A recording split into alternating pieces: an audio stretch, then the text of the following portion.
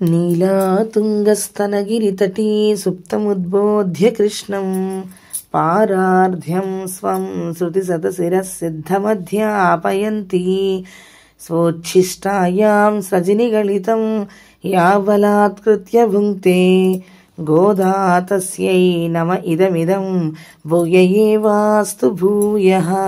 అందరికీ నమస్తే, నేను మీ రాధి. Welcome to Shri Arshanidhi. ఈరోజు మనం 22వ పాసురాన్ని తెలుసుకుందాము. అంగణ్ మాజ్ఞాలత్తరుసర్ అభిమాన భంగమాయ్ வந்து நின் பள்ளிக் கட்டிற்கீழே செங்கமிருப்பார் போல் வந்து தலை பெய்தோம் கிங்கிணிவாய் செய்த தாமரை பூ போலே செங்கன் செருச்சிறீதே எம்மேல் விழியாவோ திங்களுமாதித்தியன் மெழுந்தார் போல் அங்கனி ரெண்டும் கொண்டு எங்கள் மேல் நோக்குதியேல் ఎంగల్ మేల్ శాపమిళిందేలో రెంబావాయ్. పరమాత్మను పొందాలని కోరుకునేవారు ఆ స్వామికి సంపూర్ణ శరణాగతులు అవ్వాలి, సంపూర్ణ ప్రపత్తిని చెయ్యాలి.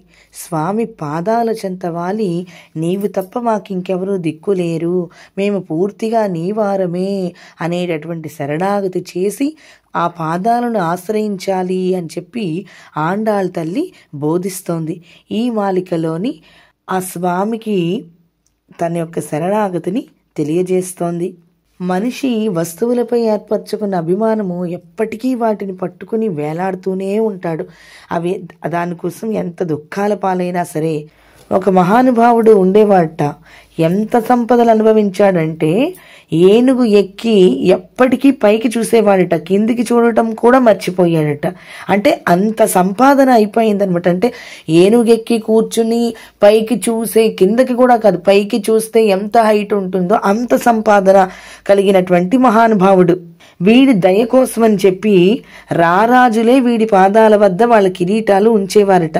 ఇలాంటి వాడికి ఒకనాడు ఏమైంది అనిసనంటే, వాడి రాజ్యాన్ని శత్రువులు ఆక్రమించారు. వాడు తన వాళ్ళను వదిలి వచ్చేశాడు. ఊరు దాటి బయటికి వెళ్ళలేడు. ఎందుకు అనిసనంటే శత్రువులు చుట్టుముడతారు కదా. ఒక పూరి గుడిసెలో దాక్కున్నాడు.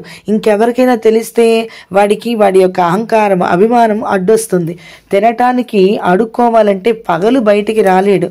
ఒక పెంకు ముక్కను తీసుకుని రాత్రి బయలుదేరాడు, ఎవ్వరూ చూడకూడదు అని చెప్పి.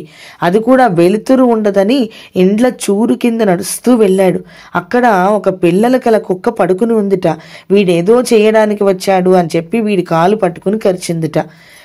అమ్మో అని అంటూ అరవడం మొదలుపెట్టాడు. అంతలోనే వచ్చి ప్రజలందరూ కూడా వీడే రాజు అని గుర్తుపట్టేసరికి వాడు అభిమానంతో తల దించుకున్నాడుట. ఏకఛత్రాధిపతిగా పరిపాలించిన మహనీయుడే ఒకనాడు కిరీటాలు తగిలించుకున్న కాలు ఈనాడు కుక్క కరిచిన కాలు.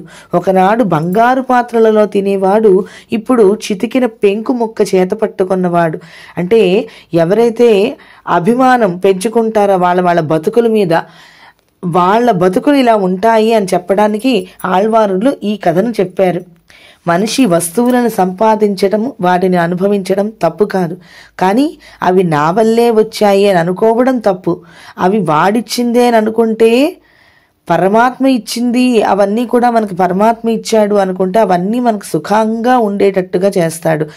అదే కనుక లేదు, పరమాత్మ ఇచ్చేది ఏమిటి, నేనే ఆర్జించుకుంటున్నాను అని అనుకున్నామా, చుట్టూ ఉండే వాటితోటే నిన్ను వదిలేస్తారు. నీకు నువ్వే కాపాడుకో అని చెప్పి పరమాత్మ వదిలేస్తాడు. ఎంతవరకు వాటిని మనం రక్షించుకోగలము? ఈ భూమి మీద అభిమానాలు అంతలా పెంచుకొని భగవంతుడిది అని మరిచి బతికితే వాడికి అసలు గతి ఉండనే ఉండదు. అదే చెప్తున్నారు ఈ పాసురంలోని ఆండాళ్ తల్లి. అంగణ్ మాజ్ఞాలత్తరసర్, ఈ అందమైన భూమి మీద అభిమాన పంగమాయి వందు, అభిమానాలను వదులుకుని వచ్చి నిన్ పళ్ళిక్ కట్టిల్ కీరే, నీ పడక మంచం కింద దాగి ఉండే రారాజుల వలె మేము వచ్చామయ్యా. ఈ అందమైన భూమి మీద వాళ్ళ యొక్క స్వాభిమానాన్ని వదులుకుని వచ్చి నీ పడక మంచం కింద దాగి ఉన్నారే రారాజులందరూ కూడా, అలాగే మేము కూడా వచ్చాం. మనిషి తన శరీరంపై కూడా అలాగే అభిమానం కలిగి ఉంటున్నాడే. చూస్తూ చూస్తూ ఉంటే నలుగురు అసహ్యించుకునేలాగా మన శరీరం మారిపోతుంది. అంతే కదండి.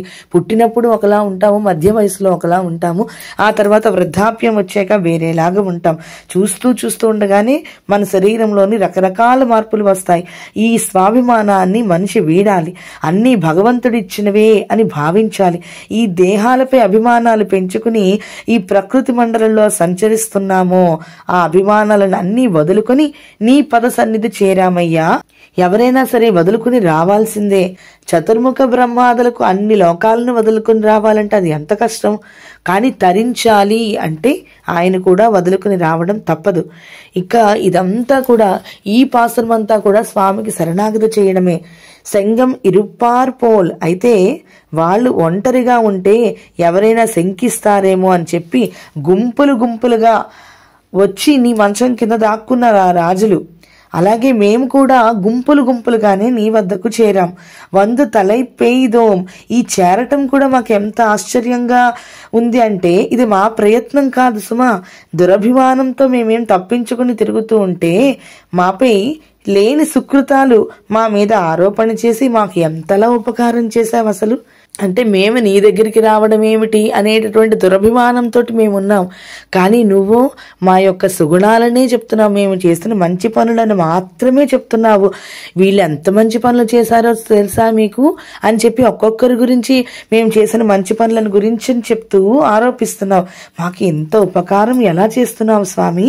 మాకు ఎక్కడో గుర్తులేని స్థితిలో మేముంటే ఒక శరీరాన్ని ఇచ్చి, ఇంద్రియాలనిచ్చి, జ్ఞానాన్ని ఇచ్చి, మహానుభావులనిచ్చి వారి ఉపదేశాలు వినేటట్టుగా మాలో ఉండి మమ్మల్ని సంస్కరించి మాలో నీపై ద్వేషాన్ని తగ్గించి నీపై ప్రేమ కలిగి నీ సన్నిధికి మేము పరుగున వచ్చాము స్వామి. ఇదంతా నీవు చేసిన ప్రయత్నమే కదయ్యా. నీ కృషి ఫలించేటట్టు చెయ్యడానికి మేము వచ్చాము.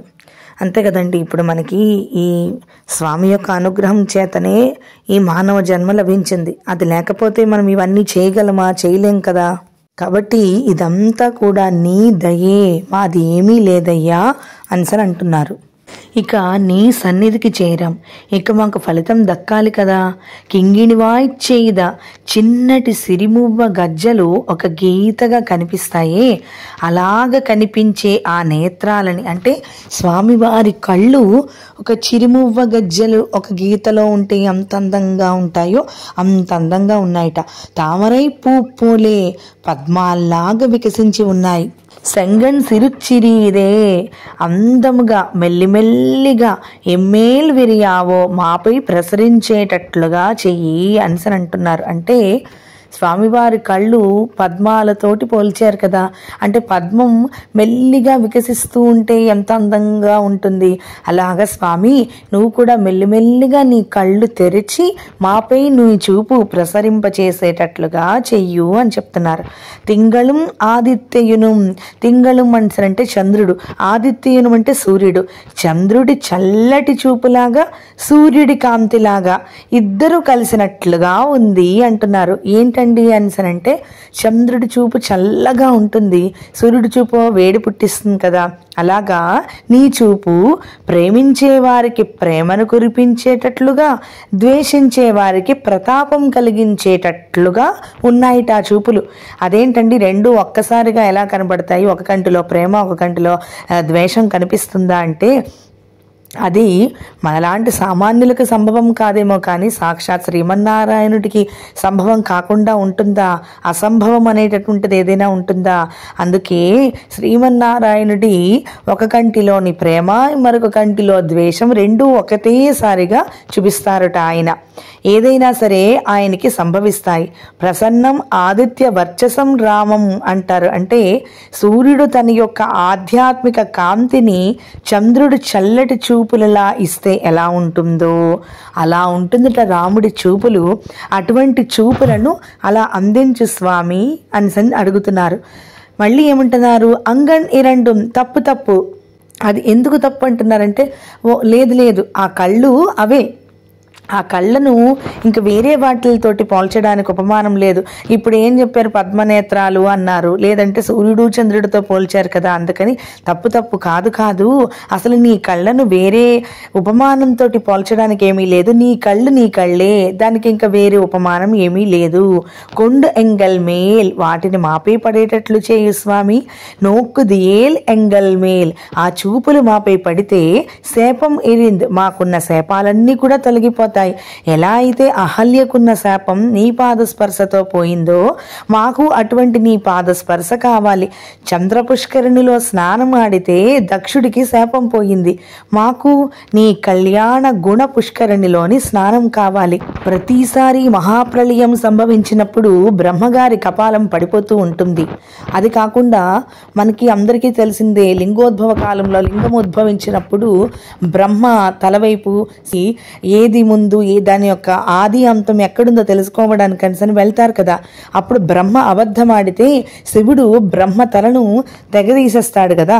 ఆ తల తీసినటువంటి శాపం శివుడికి పోవాలి అంటే స్వామివారి యొక్క, అంటే సాక్షాత్ శ్రీమన్నారాయణుడి యొక్క వక్ష స్పర్శ చేత తొలగింది ఆ బ్రహ్మహత్యా పాతకం. అలాగే మాకు అది కావాలి అంటే మాకు కూడా నీ యొక్క వక్ష స్పర్శ కావాలి. నిన్ను ఎడబాసి ఉండడమే మాకు ఒక శాపం, మాకు వేరే ఇంకేం శాపం లేదు. నిన్ను ఎడబాసి ఉండడమే మాకు శాపం తండ్రి, నీవు అనుగ్రహించాలి. చక్రుషా తమ సౌమ్యేన పూతాస్మి రఘునందన, నీ చూపు నాపై పడిందా ఇక నా పాపాలన్నీ తొలగిపోతాయి అనిసరని శబరి రామాయణంలో అంటుంది. అలాగా ఆయన చూపులు, స్వామివారి చూపులు మా అందరిపై ప్రసరింప చేయమనిసని స్వామిని కోరుతూ తమ అనన్య గతిత్వాన్ని తెలుపుతూ ఆయనకి శరణాగతిని చేస్తూ ఇవన్నీ ఆయన చేసుకున్నవి అని చెప్పి, అంటే ఈ శరీరాన్ని తయారు చేసింది, ఈ పలుకులు పలుకుతున్నది, ఈ నామస్మరణ చేస్తున్నది, ఇదంతా కూడా ఆయన మా చేత చేయిస్తున్నారు, స్వామివారు మా చేత చేయిస్తున్నారు అని చెప్పి భావిస్తూ ఆండాళ్ గోష్ఠి అంతా కూడా స్వామి దగ్గరికి వెళ్ళారు. ఇక స్వామిని చేరే వరకే ఏదైనా సరే, స్వామిని చేరిన తర్వాత ఇంకా స్వామి మాట తప్ప ఇంకెవరి మాట వినరు కదా వీళ్ళు. అందుకని మిగిలిన పాసురాల్లోని ఆయనకి ఇంకా ఏ విధంగా శరణాగతి చేశారు అనేటటువంటిది మనం తెలుసుకుందాము. ఆండాళ్ తిరువడిగళే శరణం.